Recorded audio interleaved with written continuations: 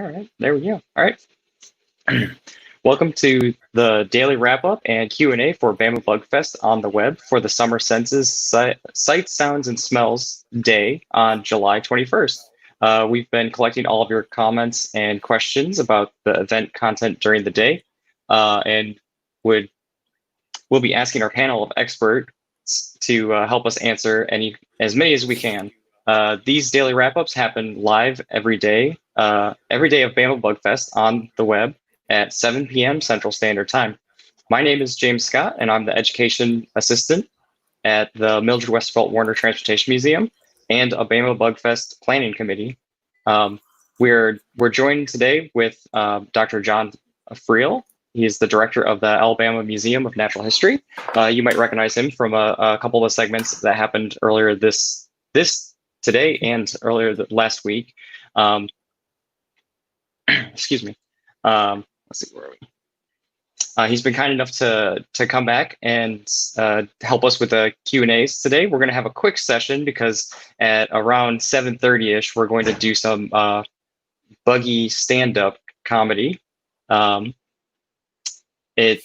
local stand-up comedians have been writing and creating their best insect-themed material, and we'll be performing a set directly after this segment. So we'll keep this one brief so that we can get to the comedy. But before we do that, hey John, how do you think today went?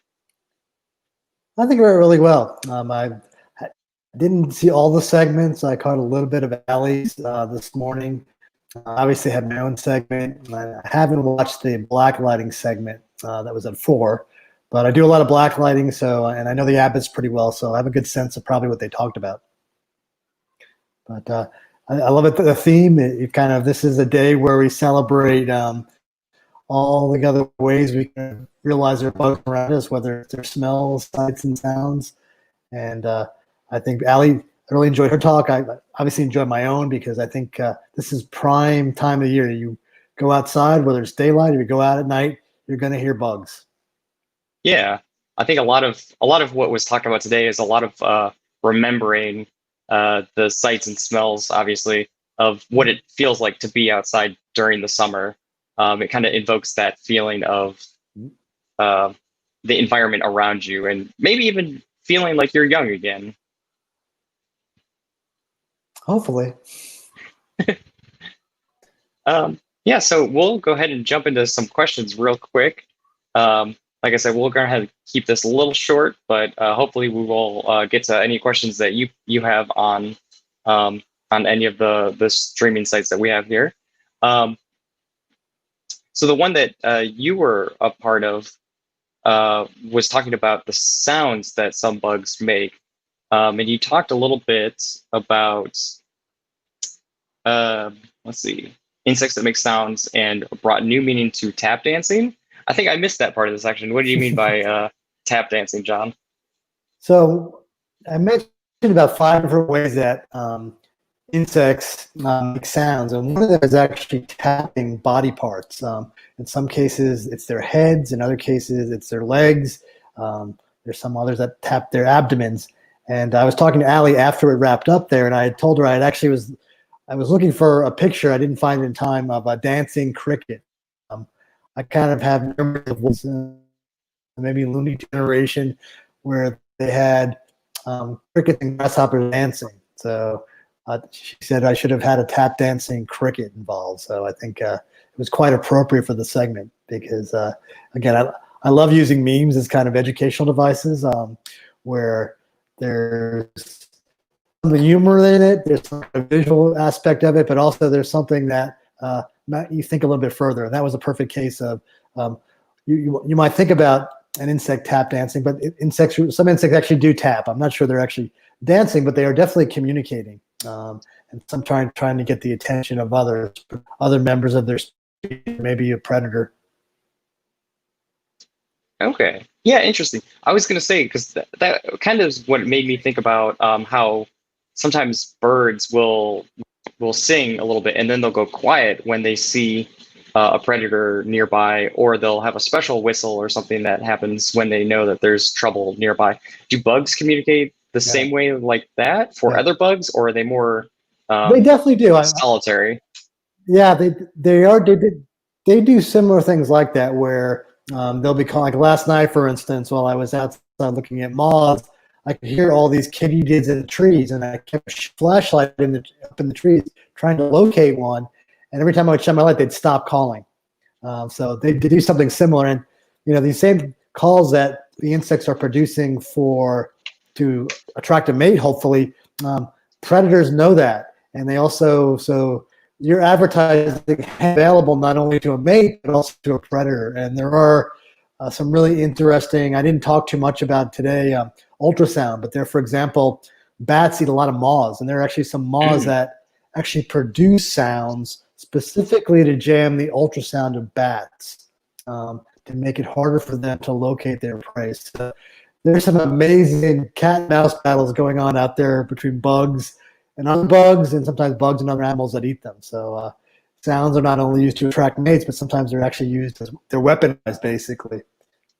That's interesting. Yeah, because I mean, you had mentioned that the cicadas can have like really damaging sounds if you get really close to them, or if you have a lot of them nearby. Exactly.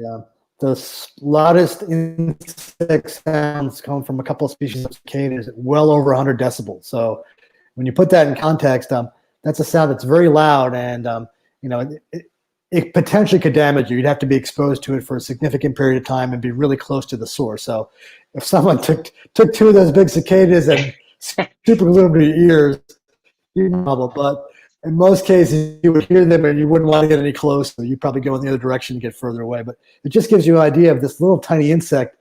The power it can produce is really astonishing. And some of these things can be heard kilometers away from where the actual insect is, because the sound just travels. Part of it's the power of the sound, part of it's the frequencies, but often cicadas, the ones you hear, they can be easily 25, 50 yards away from you, and you'd still hear them without a problem.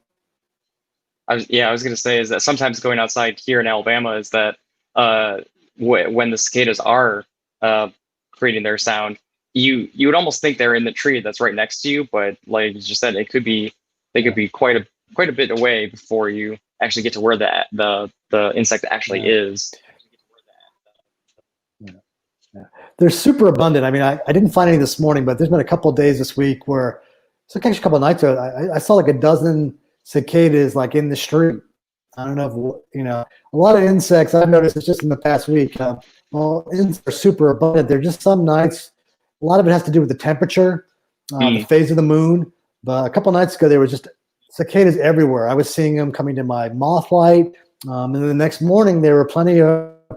Often they're still alive. Sometimes I don't know if they're on their way out. They're kind of laying belly up, but if you pick them up, they'll start buzzing. And do that with the cicada when you pick them up. They're harmless. And I like startled because they'll pick them up. My dog, for example, will find one. He'll kind of chase it around, and you make that kind of buzzer sound. I mean, I think we had some. I want to say, I think the first year we had at Moth Fest at the Transportation Museum. You were there, but if you were outside, I think we had a few that came to the lights we had set up to attract moths. And I remember picking one up and letting little kids touch it. And I'd hold it in my hand, and then it'd be quiet. But as soon as the little kid touched its back, it would start buzzing. And it was kind of like a little buzzer, live buzzer. And they just love that fact. And you can do that. Sometimes they are dead and they will stop buzzing, but a lot of times they still have a little bit of life in them. And you can pick them up, and if you just poke them gently, they will go ahead and buzz a little bit more for you. Oh, that's really interesting. Yeah, I saw a couple. I took a walk around the museum this afternoon, and I saw a couple that unfortunately they were since passed away, but there was a couple laying around outside, and I got after watching the segment, I got a little closer and I looked and I saw where the part that you had talked about, like kind of like under the wing where the sound actually comes from, and I didn't know that was where it came from, which is really kind of cool that you could see it. Yeah.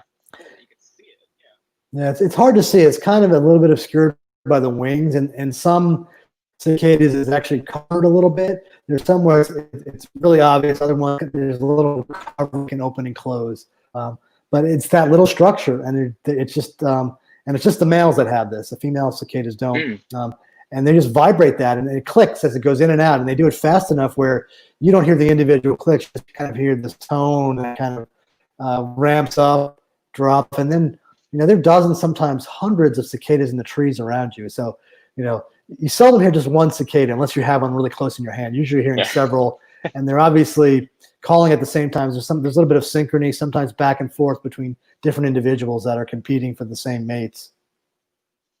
And that's another part that I was going to ask you about is that, like sometimes birds have very particular songs that they either create themselves or something that they had learned from their listening to other birds. Do insects kind of create their own songs, or are they? They do. More or less kind of, yeah. Yeah, so they're unlike birds. Depending on the bird, a lot of birds have some innate songs. There's also really good studies where birds learn songs, and sometimes they learn the songs of their parents. Sometimes you can trick them by swapping them with another non-related species to raise them. So there is a little bit of learning in birds, a little more complex. But I think the question you were getting at is more, there are species-specific songs, and these signals, whether it's cicadas, whether it's katydids, are often species-specific. And if you look at the details of them, there are subtle differences that you and I might not pick up on, but females definitely do. Females know, they recognize the call. And there's probably also information, much like there is in bird songs, not only that, yes, I'm a male of your species, but there may be information about the health of the male. It's energetic. It costs energy and calories to produce these signals. There probably are some, I wouldn't be surprised if it's been shown in some insects that females can actually measure the quality of males. Like this one has a much stronger tone or a much faster, and that may be advertising information about the health and the genes behind that male individual. So it happens a lot in birds, and I wouldn't be surprised if there's analogs also in insects. Okay. Yeah, that's really interesting. Is it something that like us humans can hear specifically, or is it just all sound the same to us, do you think? It depends. I think it depends on the human. I mean, there's some people that think all birds sound alike, and I know there's people that are just incredibly trained. Part of it is there are limits to what we, much like our vision, there's only a kind of a bandwidth we can hear sound, low frequencies, high frequencies, and that generally narrows as we get older. So typically, young people have much better hearing at the higher frequencies. That tends to drop off as we age. And there are some insects that produce sounds that are outside our hearing range. So we only get a little slice of it, and additional information that's outside that range that we can hear. When you start looking at the fine details of it, there are patterns. There's particular ways they do it. So I think if people that study it, there probably are diagnostic features of the calls that after a while you might learn. Like I can tell you the difference between a field tree cricket. Those to me are sounding, even though they're both the same way. I would recognize a cicada from a katydid, but when you start getting into individual species, I'm not trained well enough to do it. Yeah. I would be hard pressed. But if you go to that website, the Insect Songs website I talked about, you can listen to some of those, and I bet some people, I mentioned that sometimes people that are visually impaired have incredibly acute hearing, and I would not be surprised at all if someone that was blind could detect differences in some of these insects much more readily than you or I, for instance. Yeah. So yeah, I got the website here, which is a really cool website. I played around with it a lot while I was at work. Don't tell my boss, but it had a lot of different sounds, but all the sounds that I've heard before just being outside, not knowing that that's where they came from, which is really kind of cool. And then also to learn the ways that they make it, because you always, I guess, when you're younger, you learn that it's like, oh, like a cricket rubs their legs together and that's how they make the sound. But to know that it's a natural mechanism, or even I think a lot rubbing of us, I think because we're vertebrates and we tend to, how do humans produce sound? They're all, we have a larynx, we're using our lungs. Birds have something similar, a syrinx, again, but it's coming out of the mouth, the sound. There are a few birds that make sounds with the feathers and things like that, but that's rare. But most of it's lung-powered vocalizations. So I think maybe a lot of people, I wouldn't be surprised if you asked people on the street, the insects are screaming. I mean, it's like they're literally screaming, like they have lungs and they are just using their vocal cords, which they don't have, to produce these sounds. When you start showing them, no, they actually have these mechanical structures, instruments. They literally play their own wings as an instrument. And I think that kind of I find that fascinating. It takes, I think people, like I never realized that. And you think about it, the same way of all the ways of musical instruments that humans create, the different sounds you can produce. And there are similar mechanisms. Playing a washboard, that's stridulation. A lot of these insects I mentioned have ways to amplify it, like the hollow abdomens of cicadas are similar to a drum or to a guitar or any kind of instrument that has a resonating chamber in it. So there are a lot of analogies that if you're a musician, you could probably make instant connections with. It might even, a lot of these, some people say that crickets are kind of more pure tones. There's all kinds of musical equivalents. I mentioned in Alley that, I notice in songs when they have insect sounds in them. And, I probably have half a dozen songs in my iTunes library that I could tell you it's got an opening sequence where there's insects in it before it cuts to something else. So they're really common sounds throughout music, TV. It gets back to this idea that they invoke remembrance of, that's what outside at night sounds like. I don't have to show you a picture of the moon. I could, but I could also play a cricket chirping in a field or something like that. And it would invoke the same kind of, instant connection for you. I know where this is taking place. Yeah. We have a question here real quick. I'll pop it up there on the screen. It looks like Pam asks that she's heard the rumor that a lot of cicadas, that they actually attract copperheads. Do you know if that's true? Yeah. I don't know. I doubt it's true that they actually attract copperheads, although there is some truth. Copperheads will certainly eat cicadas. And it's quite possible. A lot of animals, when things are locally abundant, a lot of animals very quickly learn. So I can imagine a copperhead, if there were a lot of cicadas, it's not so much attracted to the cicadas, it's just the fact that there's an abundant food supply. I have the same thing I was telling you. I've been setting up a black light at night to attract moths, and sometimes I leave my light up all night long. And I've noticed since I've been doing that, I'm attracting the Mediterranean geckos that I have on my house, come out to feed. In the mornings, if I get up too late before the sun comes up, the birds are out and they start eating the moths that had come to my light that haven't dispersed back into the woods. So I think that's what's happening, but it's well documented. It's definitely with cicadas. It's not their normal prey, but when the cicadas are abundant, like they are this time of year, they won't hesitate to pass up or have a meal of a cicada versus having a meal of a mammal or some other animal like a lizard. Yeah, that's really interesting. Unfortunately, I think we're gonna have to stop it here. So if anyone has any more questions, feel free to leave them on any of the live streams, and we'll go ahead and collect them and potentially answer them Saturday.